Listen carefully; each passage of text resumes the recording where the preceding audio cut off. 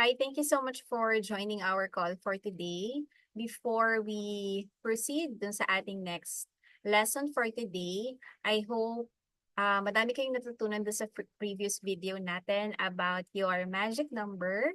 Sana na-implement nyo. Sana nasa isip at nasa puso nyo kung ano yung magic number nyo for you to be able to get the best result that you can get for the next 21 days. Today, I'm going to share with you another lesson. Wait lang.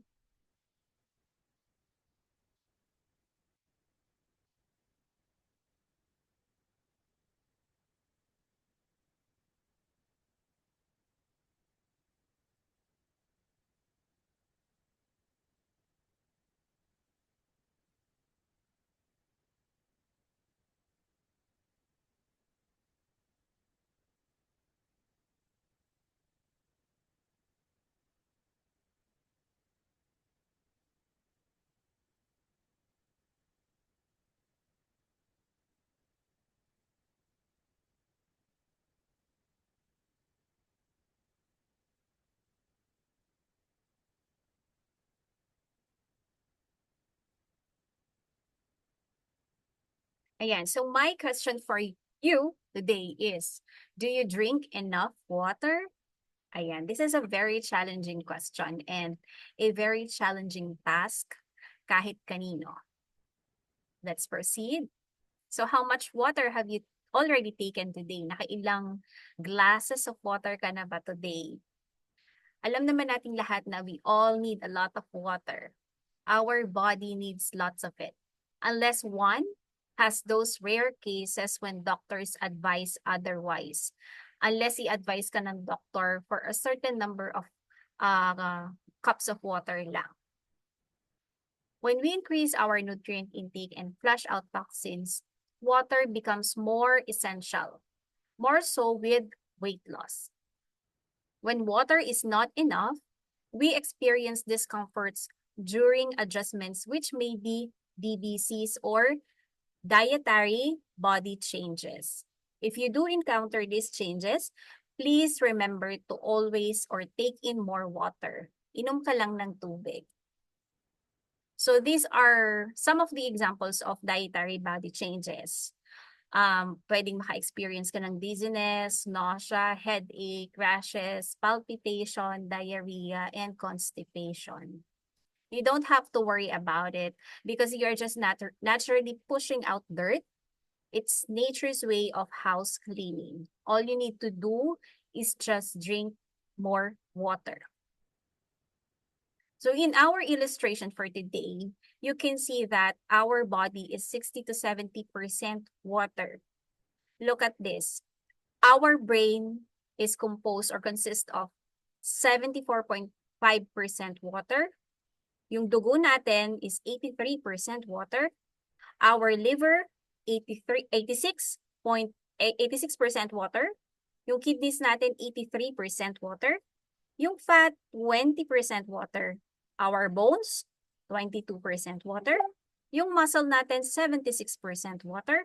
Our heart, 79% is water. Yung lungs natin, 80% water. Our skin, 70% water. Our joints, 83% water. At yung connective tissues natin, 60% water. So basically, tayo ay tubig. So ano daw ba yung importance of water? Water is used in every cell of our body. Water travels throughout your body carrying nutrients, oxygen, and waste to and from your cells and organs. Water keeps your body cool as part of your body's temperature regulating system.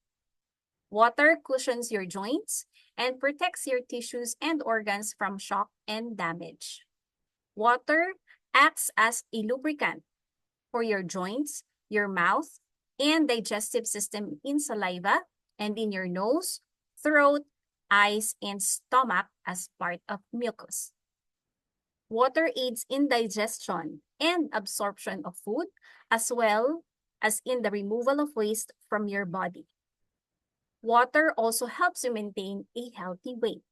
So yan po yung importance ng water. Keep it in mind. Ganun po siya kaimportante sa ating katawan. Experts recommend drinking roughly 11 cups of water per day for the average women and 16 for women. And not all of those cups have to come from plain water. So this is the good news. For example, water can come from flavored fruit or vegetable. Pwede mong lagyan yung water mo ng lemons, pwede mong lagyan ng berries, kung anong gusto mong ilagay pa, pwedeng merong herbs. Pwede rin naman yung hydration mo will come from coffee or tea. So this is one tip para ma-increase nyo yung hydration nyo. Start your day with a glass of water or yung water bottle. Always carry it with you. Kung nag-work from home ka, lagay mo sa desk mo para laging nakikita yung water bottle mo. Maganda rin yung may label. Merong mga water bottle na may label, meron na rin time, meron akong ganon. Para nakikita mo kung ano yung time of the day na inom ka na ng tubig. Pwede mo siyang lagyan din ng herbs, kagaya nung nasa picture. Yan, meron siyang lemon, meron siyang cucumber, at meron din siyang herbs para may konting lasa. You know, ito talaga yung struggle ng pag-inom ng tubig kasi ang hirap uminom ng tubig para sa iba. Kahit ako noon, ang hirap uminom ng tubig kasi walang lasa. Gusto talaga natin may lasa. So this is our solution for you. Part of the program is to have your aloe. Bukod sa magkakaroon ng lasa at flavor, yung water mo, it will also support your digestive system, your digestive health. It contains aloe vera concentrate, 0 to 2 calories lang yan. And it will help you refresh or it keeps you refreshed all throughout the day. Meron akong mga naging clients din or customers na sinasabi nila na nawala yung pagka-bloated ng tiyan nila by just drinking aloe concentrate first thing in the morning. So this is the step 1 ng healthy breakfast, yung aloe shot. Yan. Another thing is you can also drink tea. Pwede kayong magtsaa para may konting variety naman for your hydration. What we have here is herbal concentrate tea. Kasama din ito sa healthy breakfast, yung step 2 natin. 5 calories lang ito. It provides energy support, 0 sugar. Imagine 0 yung sugar niya. Tapos yung key ingredients niya ay green tea, orange pekoe, and black. Ito ay isa sa mga luxurious tea kasi kumpleto na. And the good news is thermogenic tea ito. It's equivalent to 30 minutes of exercise na. You can try this also. Yan, this is our lesson for today. Once again, ako po si Coach Aya. Take care of your body. Lagi kong sinasabi yan na take care of your body. It's the only place you have to live. And you are always one decision away from a totally different life. Every single day is your decision. Every single meal is your decision. Every drink na iniinom mo, lahat ng pinapasok mo sa katawan mo will always be your decision.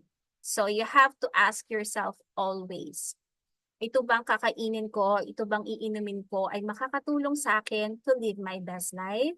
If your answer is yes, then go for it. Ayan, see you sa next video. Bye-bye!